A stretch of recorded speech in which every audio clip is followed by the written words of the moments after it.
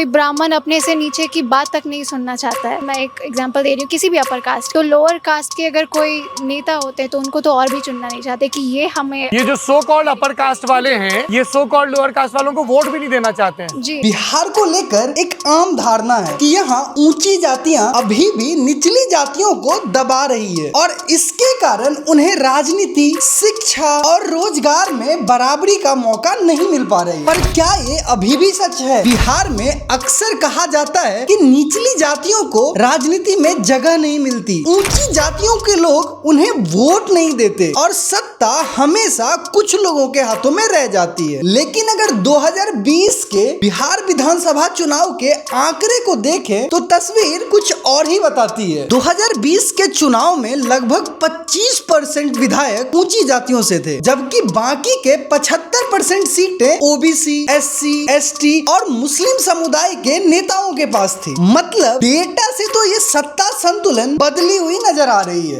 यानी जो लोग ये कहते हैं कि बिहार में निचली जाति से आने वाले लोगों को मौका नहीं मिलता, उन्हें अब शायद यही डेटा देखकर अपनी धारणा बदलनी पड़ेगी। अब सवाल यह नहीं है कि प्रतिनिधित्व मिला या नहीं, सवाल यह है कि उस प्रतिनिधित्व का असर क्या हुआ। यह बात भी बिल्कुल सही है, निचली जातियों को जिस तेजी से विकास करना चाहिए था उस रफ्तार से उनका विकास नहीं हो पा रहा है। लेकिन अब सोचिए, जब 75% विधायक उनके अपने ही समुदाय के हैं तो क्या अब भी ऊंची जातियां उनकी राह रोक रही है, या फिर उनके अपने चुने हुए नेता जो वर्षों से उसी समुदाय का प्रतिनिधित्व कर रहे हैं, क्या उनसे भी कुछ सवाल पूछे नहीं जाने चाहिए? समस्या ये नहीं है कि सत्ता किसके पास है, समस्या ये है कि विकास की राजनीति अब भी पीछे है। अगर आपको अपने समाज को सच में आगे बढ़ाना है तो फिर आपको अपने नेताओं से भी सवाल पूछना होगा, आपने हमारे लिए क्या किया? क्योंकि जब आपके